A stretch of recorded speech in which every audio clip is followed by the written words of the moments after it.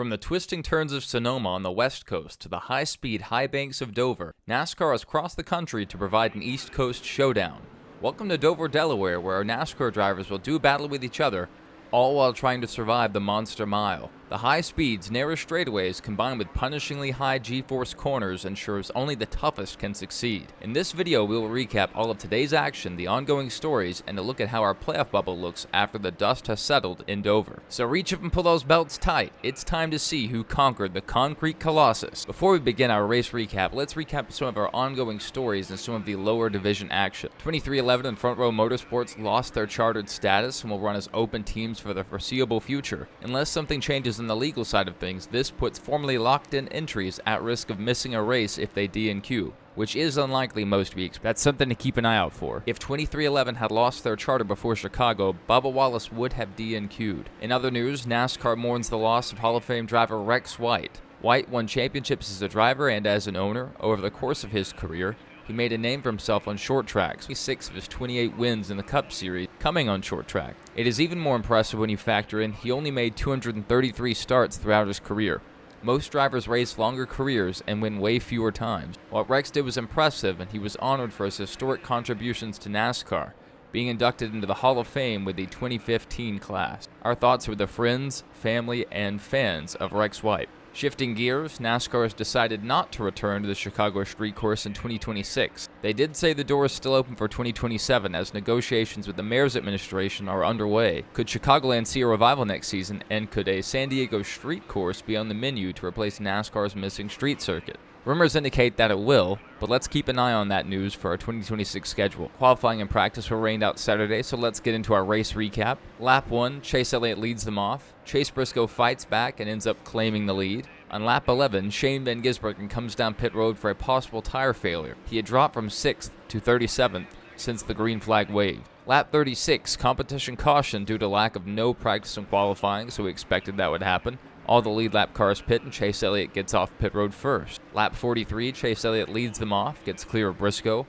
Briscoe and Bell make contact racing for second and both continue. Lap 120, Chase Elliott ends up taking stage 1. Let's review our stage 1 results. In first we have Chase Elliott, second Christopher Bell, third Denny Hamlin, fourth William Byron, fifth Alex Bowman, 6th Chase Briscoe, 7th Ty Gibbs, 8th Kyle Busch, 9th Joey Logano, and 10th Kyle Larson. On lap 121, Daniel Suarez receives the free pass. On lap 129, Chase Elliott leads them off to begin stage 2. He clears Christopher Bell. Lap 181, Zane Smith pits from 19th position, and our green flag pit cycle is underway. Lap 185, Chase and some of the other lead cars pit. Chase Elliott's car falls off the jack and he loses time on pit road. Lap 193, Carson Hocevar was penalized for removing equipment from his pit stall. His gas can left the painted line, so Carson Hocevar will pay the price. Lap 194, Christopher Bell takes the presumptive lead from Denny Hamlin.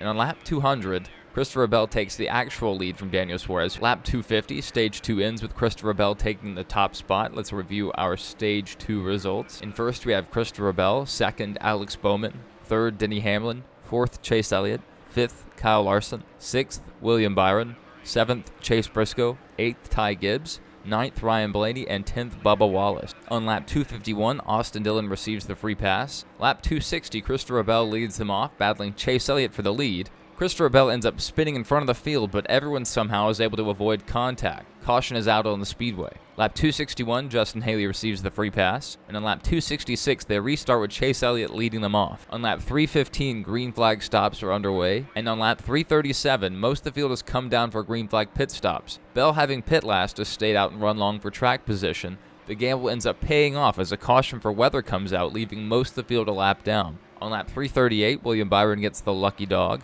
And on lap 342, several drivers end up taking the wave round to get back on the lead lap. Lap 344, Denny Hamlin leads them off as they restart. Lap 384, Ross Chastain shoots up the track and into the wall. Caution is out on the speedway. Lap 385, Joey Logano gets the free pass.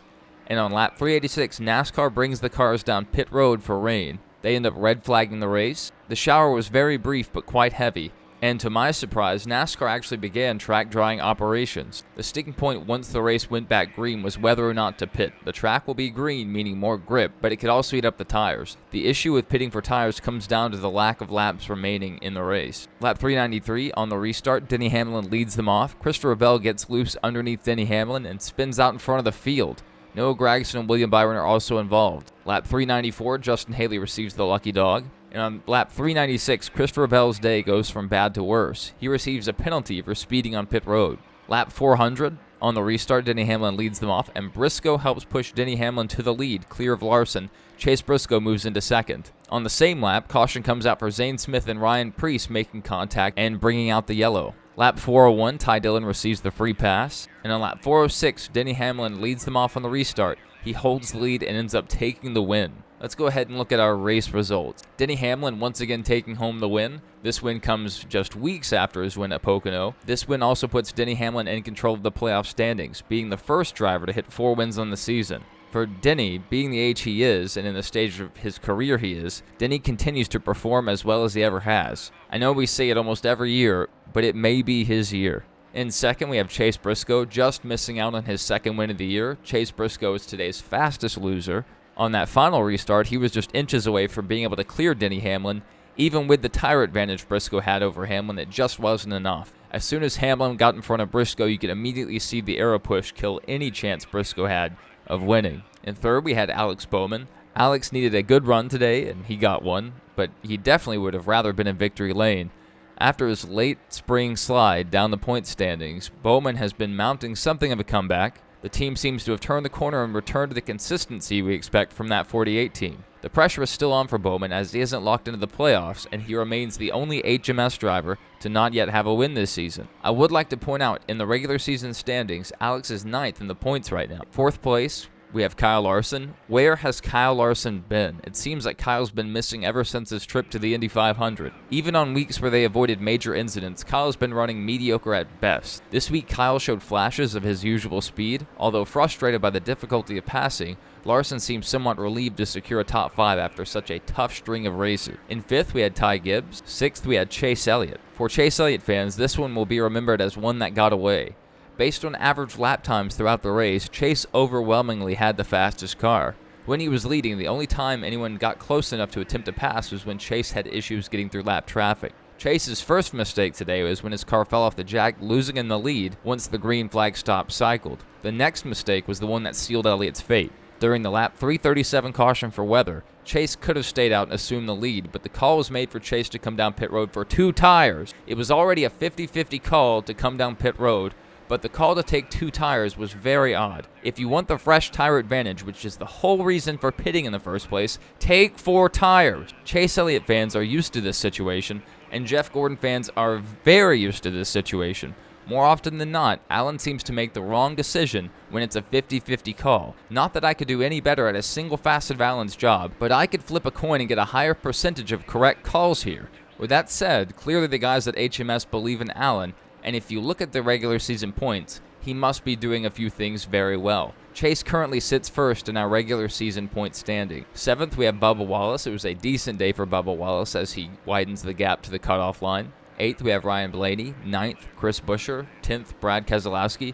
And 11th, Kyle Busch. Even after battling to an 11th place finish, Kyle Busch's owner was less than satisfied after the race. Over the radio, he told the team, "We are in trouble. We've got to get some race cars, period." I don't know how to break the news to you, Richard, but you own the team. If you want to look around and point the finger at others for why you can't get one of this generation's best drivers, Kyle Busch, in the winner's circle, maybe start looking in the mirror. Michael Jackson wrote a helpful how-to guide if you aren't sure on how to get started. In 12th, we have Tyler Reddick. 13th, Michael McDowell. 14th, Joey Logano. 15th, Austin Dillon. 16th, Austin Cindric. 17th, Justin Haley. In 18th, we have Christopher Bell. Bell definitely let this race get the best of him, and he clearly had a fast car, but as we've seen time and time again with this next-gen car, even the best drivers can step over the line to the point of no return. From what the drivers have said, it seems like this next-gen car has all the grip in the world until it doesn't. And once you start to go around, there's very little you can do but start praying. It's good to see Bell in a position for a win, as he has largely been radio silent since his extremely hot start earlier in the season. 19th, we have Ryan Preece. 20th, Ty Dillon. 21st, John Hunter Nemechek. 22nd, Zane Smith. 23rd, Ricky Stenhouse Jr. 24th, Riley Herbst. 25th, Todd Gilliland. 26th, Daniel Suarez. 27th, Eric Jones. 28th, Josh Berry. 29th, Cole Custer. 30th, Shane Van Gisbergen. SVG had a very disappointing day at Dover. They started off the race with a failing tire and never recovered from that deficit. It certainly wasn't the day he was looking for after dominating several of the last few race weekends. If he wanted to prove the doubters wrong, that he can get it done on ovals, well, this was definitely not the way to go about it. 31st, we had Noah Gragson. Noah had a decent day going with strategy and pace finally coming together. During the last rain delay in an interview, Gragson noted that he just wanted to finish the race without wrecking. Christopher Bell had other plans though. Trying to avoid Christopher Bell, Gragson made contact and ended up in the wall. In 32nd, we have William Byron, another victim of the Bell incident. Byron had a decent day going, running in the top 10 with his HMS teammates. Byron tried to get it slowed up in time to miss the wreck, but luck did not go his way. This continues a streak of disappointing finishes for William Byron. After a hot start to the year and holding the points lead for the majority of the season, his slide has allowed Chase Elliott to take a 17-point lead in the regular season point standing. 33rd, we have Ross Chastain. 34th, J.J. Yaley. 35th, Carson Hocevar. 36th, Cody Ware. And 37th, A.J. Allmendinger. Let's go ahead and look at our points bubble after the race at Dover. So our first driver not locked in, we have Tyler Reddick in 13th, 156 points ahead of the playoff cut line. In 14th, we have Alex Bowman, 63 points above the cut line. 15th, we have Chris Buescher, 44 points above the cut line and on the cut line. In 16th, we have Bubba Wallace, 16 points to the good. In 17th, we have Ryan Preece, 16 points under the cut line. In 18th, we have Kyle Busch, 39 points under the cut line. 19th, Ty Gibbs, 52 points under the cut line. And in 20th, we have Michael McDowell, 77 points under the cut line. We also have our in-season bracket challenge to look at. We have our final race remaining in the challenge next weekend at Indianapolis. We have Ty Gibbs and Ty Dillon going head-to-head for $1 million. We're looking forward to next week. We have a big one, Indianapolis. The trucks are running at Indianapolis Raceway Park on Friday at 8 p.m. Eastern on Fox Sports 1. The Xfinity Series will be running at the big track, Indianapolis Motor Speedway, on the CW at 4:30 p.m. Eastern. We'll probably go live for that race if that's something you'd like to come and watch with us. We will probably go live for that race if you'd like to come watch along. We have our own custom leaderboard, and we just discuss the race and things going on in NASCAR. And on Sunday, we have the Brickyard 400 at 2 p.m. Eastern, Sunday on TNT. Keep an eye out for our NASCAR news and Indianapolis race preview later this week. Thank you guys for all the support on our video uploads and live streams, and perhaps consider subscribing if you haven't yet done so. If you have any thoughts or comments, feel free to leave them below. If you liked today's video, leave a like. If you disliked it, dislike it. And I hope to see you all in the next one.